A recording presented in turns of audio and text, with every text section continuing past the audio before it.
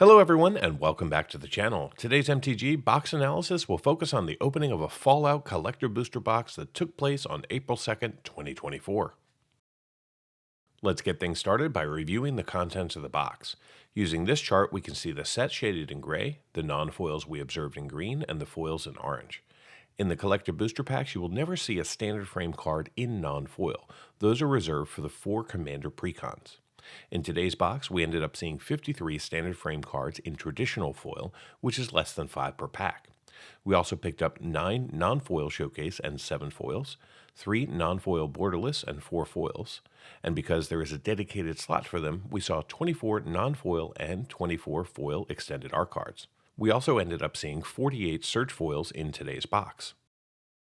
Moving into coverage, in the non-foil space, we saw 36 unique cards from the 202 cards we were eligible to see. This gave us 18% coverage. In the traditional foil space, we saw 94 unique cards, which also gave us 18% coverage of the 528 cards available in this treatment. As I mentioned earlier, we saw 48 Surge foils, and because there was no duplication, we covered 9% of the cards available in Surge foil. Pivoting to coverage by rarity, in today's box we saw 1 of the 3 uncommons for 33% coverage in non-foil. We also picked up 28 of the 184 rares for 15% coverage and 6 non-foil mythics for 43% coverage. In the traditional foil space, we saw 21% of the commons and 17% of the uncommons, and we picked up 60 of the 368 rares for 16% coverage and 4 foil mythics for 17% coverage.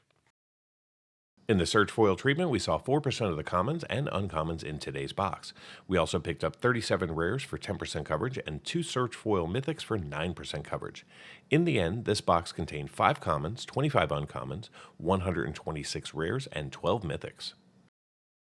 From a duplication standpoint, this box was very low. We only saw 2 cards with the same frame and foil treatment.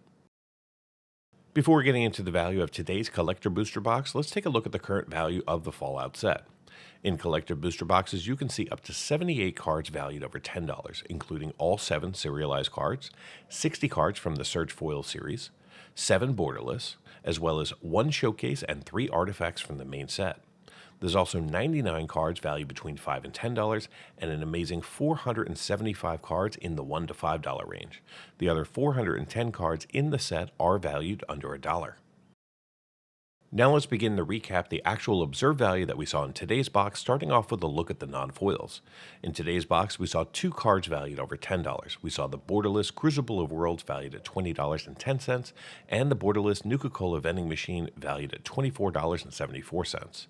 We also picked up 3 cards in the $5 to $10 range and 9 cards valued between $1 and $5. The remaining 22 non-foils in the box are currently valued under $1. In the traditional foil space, we saw 5 more big hitters. We saw the borderless Command Tower, the showcase Wise Mothman, the borderless Wasteland, and the main set Nuka-Cola vending machine. Our best pull, though, was the borderless Soul Ring valued at $39.83. We also picked up 4 cards in the $5 to $10 range and 35 foils valued between $1 and $5. The remaining 52 foils in the box are currently valued less than $1. In the search foil space, we saw 2 more cards valued over $10, with the Pip-Boy 3000 coming in at $13.59 and the borderless Vandablast valued at $27.55. We also picked up 5 more search foils valued between $5 and $10 and 31 valued between $1 and $5. The remaining 10 search foils in the box are currently valued under $1. So how did this box perform? Well, the market price for this box as of March 31st is $440.31. The Fallout Collector Booster Box contains 12 packs, each with 15 cards, allowing us to see 180 cards plus tokens. The 12 tokens have a current market value of $10.34. The 12 basic lands that we pulled are valued at $17.31 due to some of the search foils demanding a premium.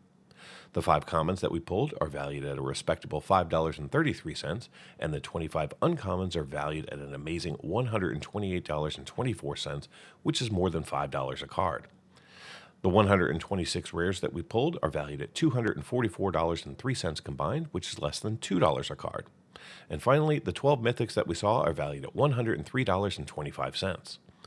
Add it all up, and the grand total for this box comes up to be $508.50 in card market value, which is a gain of $68.19 over the market price for the box, and means that this box returned 115% of the market price in card value. Now, for those of you interested in cards valued just over $2, the numbers look like this. In total, we saw 56 cards valued over $2 in this box, and they have a current combined value of $398.47, which means that those 56 cards represent only 91% of the market price for the box.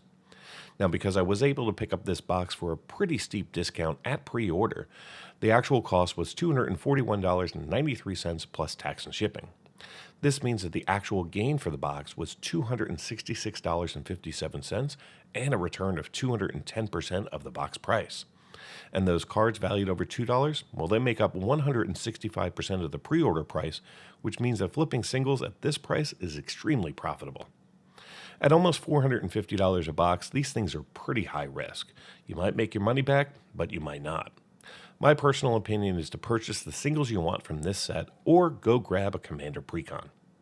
Be sure to come back in a few days as I'll be cracking another Fallout Collector booster box and analyzing the results. Until then, do something amazing. Get early access to videos, download the analysis for every box open on the channel, and personally DM me, just like these fine people, all by becoming a member of the channel through YouTube or over at mtgboxanalysis.com. You'll find links in the description. Until next time, do something amazing.